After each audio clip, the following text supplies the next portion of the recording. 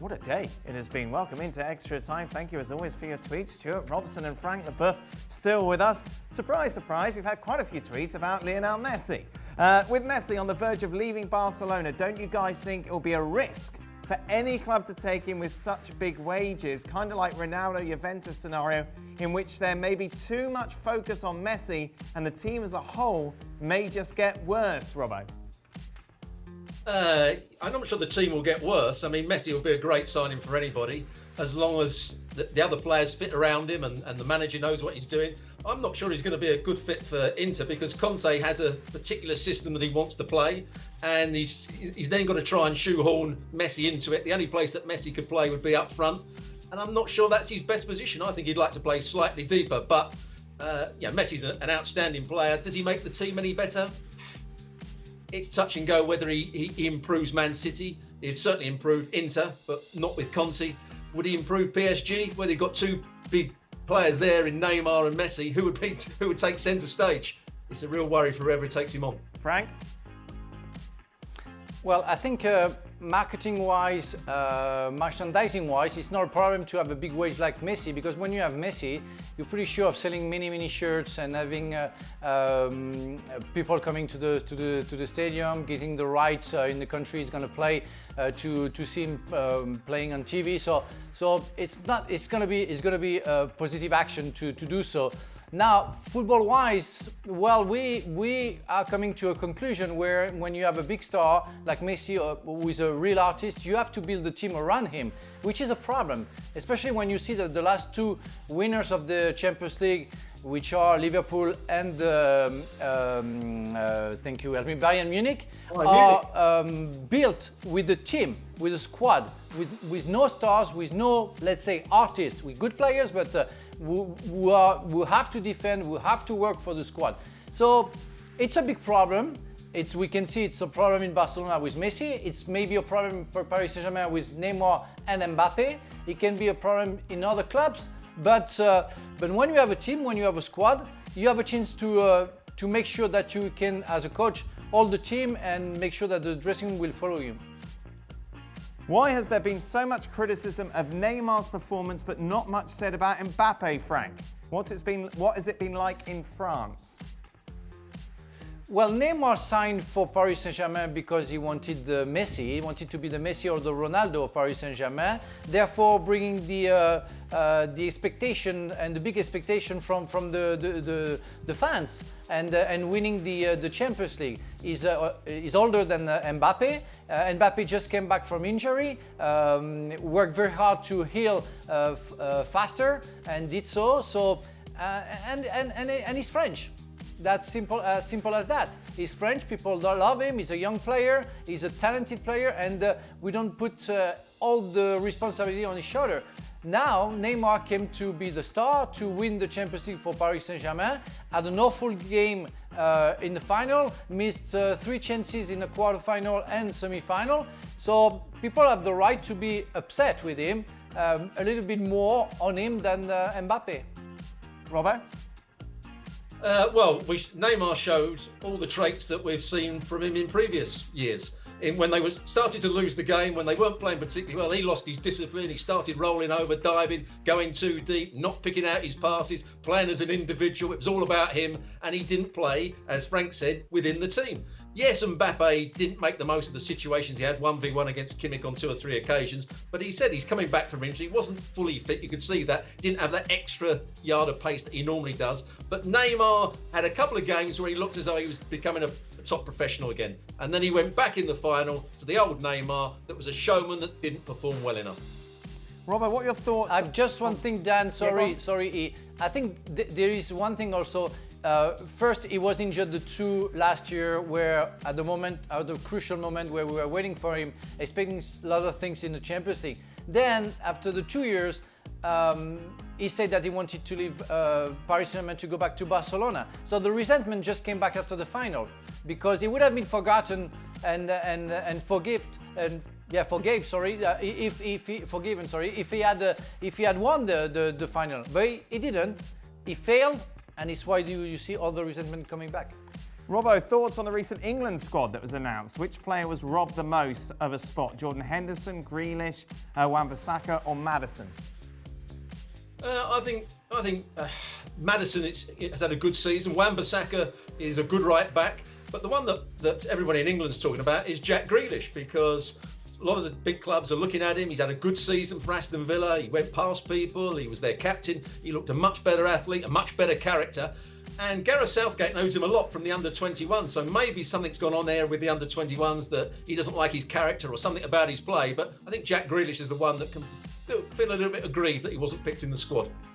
For Frank, where do PSG need to strengthen to mount a challenge for the Champions League again next season? Well, and it's still the same problem for years, to be stronger in the midfield zone. I mean, they lost the battle in the midfield area, and Herrera, Paredes, Verratti, and of course Marquinhos are absolutely good players, but they don't have a soul of defending, of reacting, of defending and properly giving the ball. When you see on the other side and all the team that Paris Saint-Germain has been confronted, you have more talented, more player with strength. And also I think on the right side as a fullback, I don't think Kerrer, even if he has a good final, is the right choice for Paris Saint-Germain if they want to win a Champions League. If Manchester United sign no one, Robbo, could Ole Gunnar Solskjaer get sacked at Christmas like Mourinho? Yes, if they don't perform well enough, if they don't get to in the top four. I mean, they need to be better than top four now, Manchester United. They've got a squad that they've got young players coming through like Mason Greenwood. Martial started to show that he can be a top-class striker. Rashford in midfield, Pogba in there as well.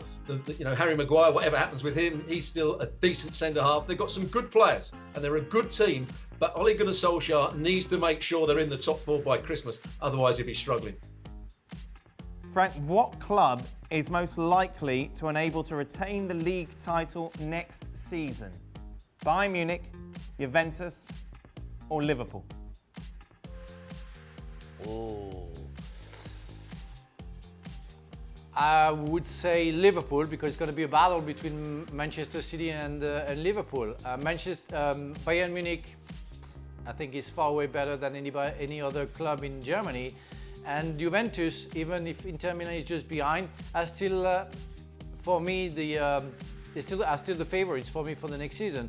But Liverpool, you don't know what's going to happen if they want to win the Champions League again. Maybe they're going to go more in that competition than the Premier League. And we all know that the Premier League is the best competition in the world, the best championship in the world, because you can lose against everybody and you can win against everybody. And you have to be very, very strong, as the Reds have been last season, to win that competition.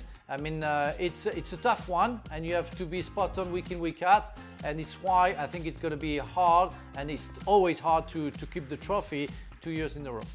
Since a La Liga referee was demoted for taking pictures with footballers while on vacation, have either of you taken a picture with a referee while on holiday, or have you ever hung out with a referee off the pitch? Robbo loves refs, so I'm sure he would oblige for a photo.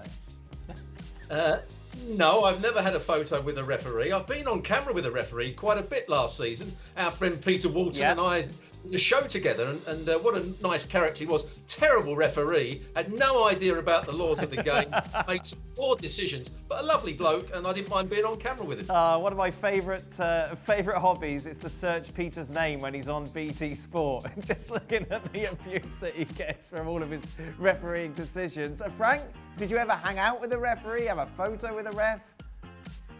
Of course not. During my career, I hated referees. They were always in the middle of something that they shouldn't be. And sometimes I say to them, we are doing worse because you are in the middle. Just go home and we're going to sort out the problems, better than you do. So no, I've never been friends with referees, but I more appreciate their company now because maybe I'm out of the business, so it's easier for me. When I was in the middle of action, I hated them. Frank, there's some people, Dan, that said that when Frank was playing, he was the referee. He made all the decisions. That's it, isn't it? No, that was Tony Adams in Arsenal and Alan Shearer in Newcastle. They were referring. Captain of England. Does Chelsea have a chance of winning the league if they get these signings done, Frank?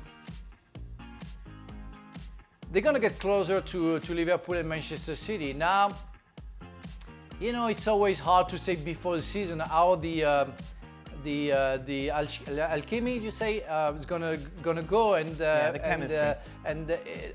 The chemistry, thank you. The chemistry is going to go, and if the new players, going to come along with the other one, and what's going to be what Frank's going to ask them to do.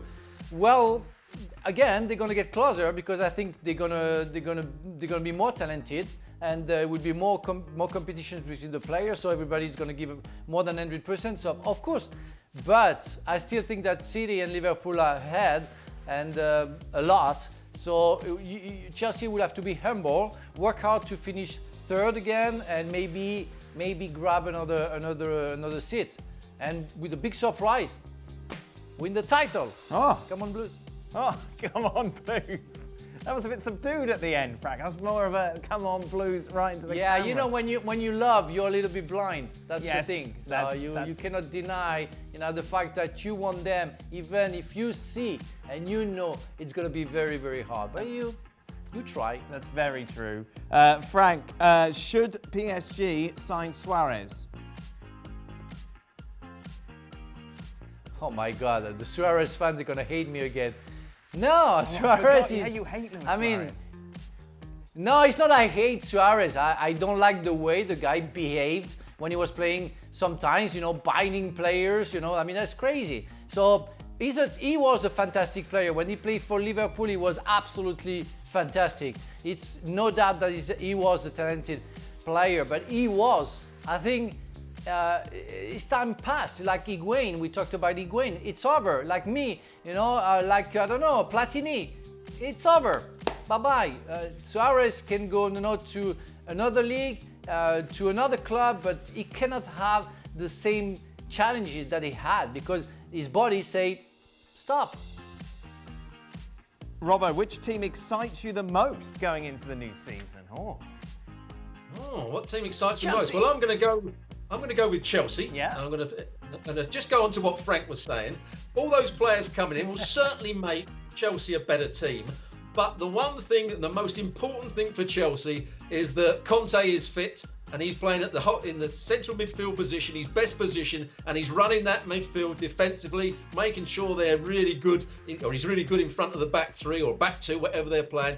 And if he plays well and plays week in, week out, and the other players around and the new signings like Timo Werner, Ziyech, those sort of players start to perform, I think Chelsea will be a really good side to watch. But Conte is still the most important player for them. Final point, do you think Barcelona will have half of their fans if Messi leaves?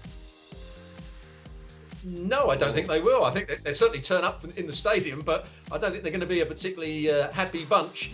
Messi is Barcelona at the moment. He's the outstanding player. He's the one that keeps them going. There's a lot of good players there, but not great players. Messi's been an inspiration for so many years. They will lose a lot of their fans if he goes. What do you think, Frank?